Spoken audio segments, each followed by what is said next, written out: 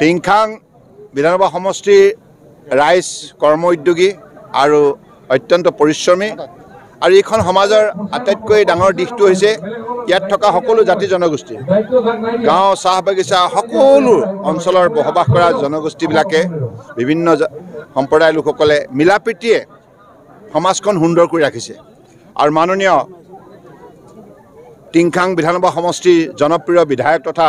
অসম চৰকাৰৰ এগৰাকী দক্ষ মন্ত্ৰী বিমল বৰা ডাঙৰীয়াৰ নেতৃত্বত এই সমষ্টিটোৱে উন্নয়নৰ ক্ষেত্ৰত ক্ষিপ্ৰতা আগুৱাই গৈছে সকলো ক্ষেত্ৰতে ৰাস্তা পদূলি দলঙৰ পৰা আৰম্ভ কৰি বিজুলী বাতি ৰাইজৰ ন্যূনতম সা সুবিধাবিলাক প্ৰদান কৰাৰ ক্ষেত্ৰত তেখেত সফল হৈছে আৰু ৰাইজৰ মাজত এটা আত্মবিশ্বাস শক্তিশালী ওপৰত গঢ় দিয়াৰ ক্ষেত্ৰত তেখেতে উল্লেখযোগ্য সফলতা অৰ্জন কৰিছে গতিকে ডক্টৰ হিমন্ত বিশ্ব শৰ্মা ডাঙৰীয়াৰ নেতৃত্বত বিমল বৰা ডাঙৰীয়াই আজি যিখিনি সমষ্টিৰ ৰাইজৰ উন্নয়নৰ বাবে কাম কৰিছে তাৰ বাবে সমষ্টিৰ ৰাইজ তেখেতৰ ওপৰত সন্তুষ্ট আৰু তেখেতৰ প্ৰতি অগাধ বিশ্বাস আৰু আস্থা আছে আৰু বৰ্তমান মাননীয় প্ৰধানমন্ত্ৰী নৰেন্দ্ৰ মোদী ডাঙৰীয়াই ভাৰতবৰ্ষক বিশ্বৰ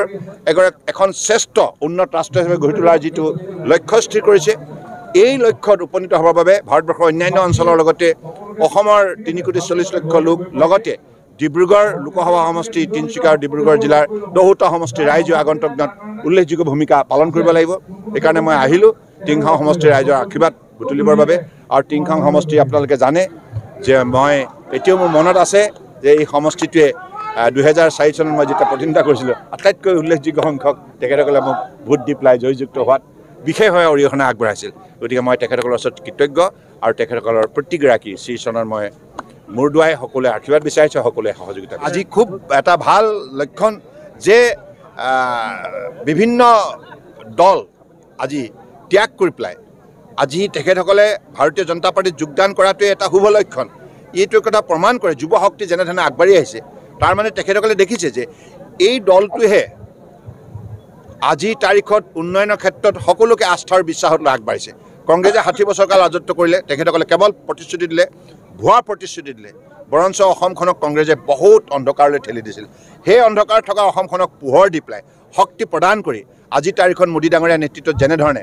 অসম অগ্ৰগতিৰ ক্ষেত্ৰত আগুৱাই গৈছে সেইকাৰণে আজি যুৱ শক্তি আগুৱাই আহিছে যুৱ শক্তি আকৃষ্ট হৈছে আৰু ইউথ লেড ডেভেলপমেণ্ট অৰ্থাৎ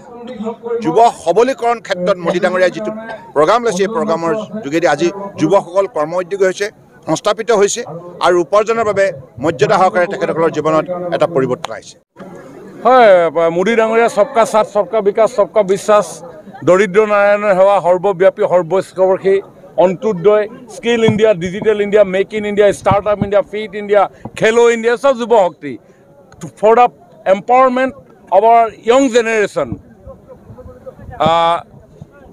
আকাশ চুবৰ কাৰণে to touch the sky আৰু আমাৰ thoughts limit is the sky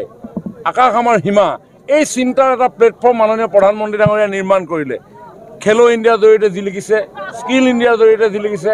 make in ইণ্ডিয়াৰ জৰিয়তে যি লিখিছে ডিজিটেল ইণ্ডিয়াৰ জৰিয়তে যি লিখিছে ষ্টাৰ্টআপ ইণ্ডিয়াৰ জৰিয়তে যি লিখিছে আৰু সেইকাৰণে অল আৰ কনভিন্স সকলো নিজে কনভিন্স হৈছে সকলোৱে সহমত পোষণ কৰিছে আৰু সেইকাৰণে তৃতীয়বাৰৰ কাৰণে মোদী ডাঙৰীয়াক সেই আসনত অধিষ্ঠিত কৰিবৰ কাৰণে সুন্দৰতা ৰামধেনু আঁকিবৰ কাৰণে ইয়াত সমবেত হৈছে ইয়াত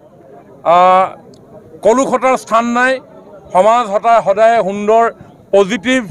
আৰু সেইকাৰণে কনষ্ট্ৰাকটিভ এটিটিউড পজিটিভ এটিটিউডে আমাৰ সমাজখন যাতে আগুৱাই লৈ যায় তাৰ কাৰণে ইয়ং জেনেৰেশ্যন ওলাই আহিছে আৰু সেইকাৰণে আজি 5,000 and above bikers বাইক চলাই আজি ইয়াত আহি সমবেত হৈছে আমাৰ দলৰ কাৰ্যকৰ্তাসকল আৰু আমাৰ শুভাকাংক্ষীসকল ইটছ নট এ জক 5,000 বাইকাৰ্ছ আজি নিউ জেনেৰেশ্যন আহি ইয়াতে সমবেত হৈছে তেখেতসকলৰ অতি মৰমৰ আমাৰ অসমৰ প্ৰাক্তন মুখ্যমন্ত্ৰী কেন্দ্ৰীয় মন্ত্ৰী সৰ্বানন্দ সোণোৱাল ডাঙৰীয়াক আদৰণি জনাবৰ কাৰণে গতিকে মই ভাবোঁ it's a very significant day for us BJP family as well as the whole